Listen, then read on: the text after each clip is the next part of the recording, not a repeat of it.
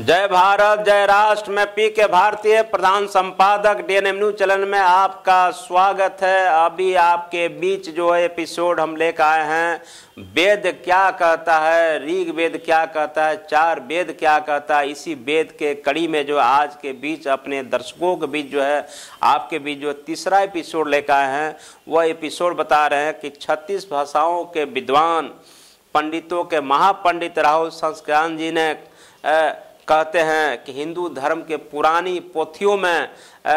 जो मात्र 25% अक्ल की बातें है। कितना बड़ा आयुर्वेदिक संस्कृति पर राहुल संस्कृत्यायन जी का कुठाराघात है, इस बात को समझना होगा। यानी सच बोलने में अगर सचमुच में भारत में कोई ब्राह्मण जो कोई सच बोला तो अब राहुल संस्कृत्यायन जी थे, जिन्होंने जो है ब्राह्मण होते हुए भी जो वेद का जो है तार उन्होंने कर दी। वेद को अध्ययन करने के बाद राहुल संस्कृत्यायन जी कहते हैं कि वेदों में मात्र 25% ही अक्ल की बातें लिखी गई है, यानी 75% जो है बेकार की रचनाएं हैं, ये कहने वाले राहुल संस्कृत्यायन जी। तो आइए इस पर भी हम एक रिपोर्ट तैयार की है अपने दर्शकों के लिए कि जो है पुरानी हिंदू धर्म की पुरानी पोथियों में वेदों में जो 25% अक्ल की बात है वो क्या है, आपको बताने जा रहे हैं। तो आइए एक रिपोर्ट देखिए कि पुरानी पोथियों में केवल 25% ही अक्ल की बातें बताने वाले पंडितों के महापंडित राहुल संस्कृत्यायन कहते हैं कि यदि ऋग वेद के 10 मंडलों के क्रम के अनुसार अध्ययन करते हैं तो हम पाते हैं कि जो है द्वितीय मंडल के गृत सम्मद, तृतीय मंडल के विश्वामित्र, चतुर्थ मंडल के वामदेव, षष्ठ मंडल के भरद्वाज, सप्तम मंडल के वशिष्ठ और 8वें मंडल के कणव प्रधान मालूम पड़ते हैं। प्रथम, नवम तथा दसम मंडलों में किसी एक ऋषि या उसके कुल गोत्र की प्रधानता नहीं है। यदि मंत्रों की अधिक संख्या के कर्ता के अनुसार हम देखते हैं तो सबसे अधिक 103 सूक्तों के कर्ता वशिष्ठ हैं। उसके बाद दूसरे नंबर पर भरद्वाज जो 60 हैं, वामदेव 55, विश्वामित्र 48, गृत सम्मद 40, कच्छीवान 27, अगस्त 26, दीर्घतमा 25, गौतम 20, मेघातिथि 20, वास्य 15, कुत्स 14, मधुछंदा 10, प्रसको 9, प्रासर 5, जमदंगी 5 कम सूक्तों के कर्ता किंतु कुछ महत्व रखने वाले ऋषि हैं। कवश 4, बृहस्पति 2, हरियत 1, अपाला 1, अष्टम 1 और सुदास 1। आप इस बात को देख सकते हैं ऋग वैदिक आर्य पृष्ठ 33 से 54 पृष्ठ में भी आप देख सकते हैं। पंडितों के पंडित महापंडित राहुल जी आगे बताते हैं कि नवा मंडल सारा ही सोम की स्तुति वाले सूक्तों का संग्रह है, जिसके ऋषि हैं मच्छु छंदा विश्वामित्र के पुत्र, दूसरा है मेघातिथि, तीसरा है कण्व अगिरस, चौथा है सुन्नशेष अजिगर्त पुत्र, पांचवा है हिरण्यस्तूप अगिरस, छठा असित देवस 7 आपको हो गया, दृढ़च्युत 8 हो गया, इघ्यवाह दृढ़च्युत पुत्र 9 हो गया, निर्मेघ अगिरस 10वां हो गया, प्रिय मेघ काघ 11 हो गया, बिंदु अगिरस 12 हो गया, रहुगण गौतम पिता 13 हो गया, 125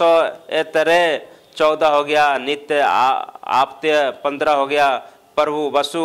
आगिरस 6 हो गया, ब्रीमती आगिरस 17 हो गया, मेघ्या तिथि कांड 18 हो गया, अयास्य अगिरस 19 हो गया, कवि भृगु पुत्र 20 हो गया, उशस्थ अगिरस 21 हो गया, औतसार कश्यप 22 हो गया, अमह्यु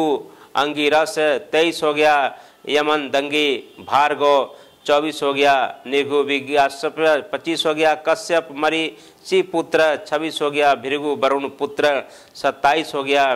बैखानस 28 हो गया, भरद्वाज बृहस्पति 29 हो गया, भौम आत्रेय 30 हो गया, विश्वामित्र गाधी पुत्र 21 हो गया, वशिष्ठ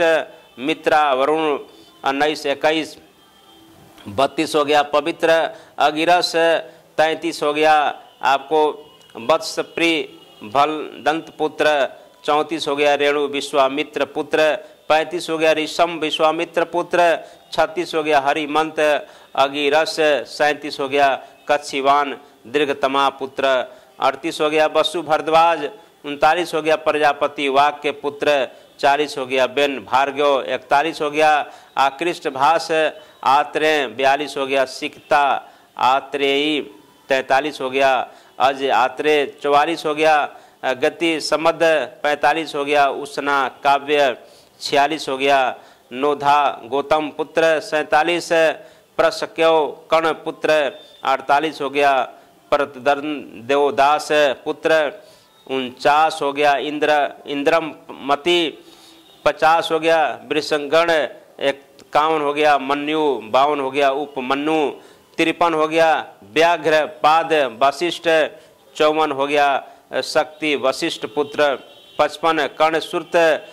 56 हो गया मुलिक 57 हो गया वसुक्र 58 हो गया प्रासर शक्ति पुत्र 59 हो गया वत्स अंगिरस 60 हो गया अम्बरीश वृषागिरी पुत्र 61 हो गया रिजी स्वा भरद्वाज पुत्र 62 हो गया रेभ काश्यप 63 हो गया अघिगुणु सवावश्य पुत्र 64 हो गया याति नहु पुत्र 65 हो गया नुहुस मनु पुत्र 66 हो गया मनु समरण पुत्र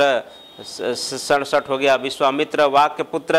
68 हो गया प्रजापति वाक्य पुत्र 69 हो गया तृत आप्य 70 हो गया पर्वत काव्य 71 हो गया नारद काव्य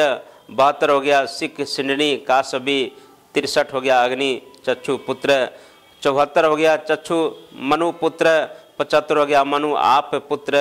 76 हो गया गौरव गौरी बीति शक्ति पुत्र 77 हो गया उरु आंगिरस 78 हो गया उघ्य वत्समा आंगिरस 79 हो गया कृत्यसया आंगिरस 80 हो गया रिंग च्य 81 हो गया ढिष्ट ईश्वर पुत्र 82 हो गया रित्य ऋण 83 हो गया श्रद्धस्यु 84 हो गया अनातन परुछे पुत्र 85 हो गया शिशु आंगिरस। इन 84-85 ऋषियों द्वारा रचित सौम्य स्थितियों नवे मंडल के रूप में एकत्रित कर दी गई है। इसमें एक और भारद्वाज से पहले के भी कश्यप आदि ऋषि हैं और दूसरी तरफ वशिष्ठ के पुत्र शक्ति तथा उनके पुत्र पराशर और गौरी विति की ऋचाएँ भी मौजूद है। मंडल का आरंभ विश्वामित्र पुत्र मधु छंदा की ऋचा से हुआ है। ऋग्वेदिक आर्य पृष्ठ 201 से लेकर 202 में देख सकते हैं। यानी इसको बताने का मेरा कारण है कि जो मैंने जो कहा आप अपने दर्शकों को कि जो वेद में बात लिखी गई है उसमें जो है आपको 75% बकवास है। मैं नहीं कह रहा हूँ, मैंने पंडितों का महापंडित राहुल संस्कृतायन जी का कहना है, संस्कृतायन जी का कहना है कि जो वेद में लिखी गई है वह 75% बकवास है। और मैंने वीडियो भी आप सुनते होंगे तो आपको बकवास लगता होगा कि हम जो क्या बोल रहे हैं और किसका किसका नाम ले रहे हैं। तो जो नाम इसलिए ले रहे हैं कि इसमें मैंने क्या कहा कि जो 25% ज्ञान की बात नहीं है, आपको वो भी नहीं है, बकवास है। क्या बकवास है कि ब्राह्मणों को आर्यों के जो पूर्वजों का जो गुणगान किया गया है, यही बात तो लिखी गई है। सोमरस है उसके लिखी गई है, उसके गुणगान लिखा गया, यही स्तुति है। इसलिए मैं बताया कि 84 से 85 ब्राह्मणों के पूर्वजों के बारे में जो आपको हम बता रहे हैं वो ब्राह्मणों के पूर्वजों के बारे में बकवास लिखी गई है, वह सोमरस के बारे में लिखी गई है। इसलिए मैंने कहा कि जो है मैं ही नहीं और आज जो है राहुल ब्राह्मणों के पंडितों के महापंडित ब्राह्मण कुल से पैदा हुए राहुल संस्कृतायन जी की बात को हम बात कहें तो 25% बताते हैं कि उसमें कुछ ज्ञान की बात है, लेकिन 75% 80% ज्ञान की बात है ही नहीं, बकवास की बात है। और आज ज़रूरत है वीडियो बनाने का। मेरा मकसद है कि जो DNM न्यूज़ चैनल के जो भी श्रोतागण हैं, जो भी लोग हैं, आप जो है ऋग्वेद को पढ़िए, वेद को पढ़िए। वेद पढ़िएगा तो आपको पता चल जाएगा कि वेद में कुछ भी नहीं है, बल्कि जो है आपको जो है कुछ भी नहीं है। जो राहुल संस्कृतायन जो कह के चले गए हैं, क्या उनकी बात सत्य है या असत्य है, ये तभी पता चलेगा जब आप वेद को पढ़ेंगे। लेकिन मैं बता रहा हूं कि जितनी नाम आपने बताया उसका निचोड़ बता दिया कि जो वेदों में लिखा गया है वह आपको 75% जो है बकवास है, फिजूल की बात लिखी गई है। इसलिए मैंने कहा कि वेद जो है बेकार की रचनाएं हैं। और जो भी आपका जो नाम आपको 84-85 ऋषियों का जो नाम आपको मैं गिना दिया, वह नाम जो है इसलिए गिना दिया कि ये लोग जो है उनकी स्तुति, उनके बारे में स्तुति लिखा गया है, उसके बारे में कोई भी ज्ञान की बात नहीं है। अगर वीडियो आपको अच्छा लगता है तो जरूर लाइक कीजिए, शेयर कीजिए, कमेंट्स कीजिए और सब्सक्राइब जरूर कीजिए। पुनः हम इसके बाद नेक्स्ट वीडियो लेकर आएंगे, यही वेद क्या कहता है, इसी का एपिसोड आपको 4 एपिसोड लेकर आएंगे। तब तक इंतजार कीजिए और इंतजार कीजिए, पुनः हम 4 एपिसोड आपके बीच लेकर आएंगे। तब तक लिए जय राष्ट्र, धन्यवाद।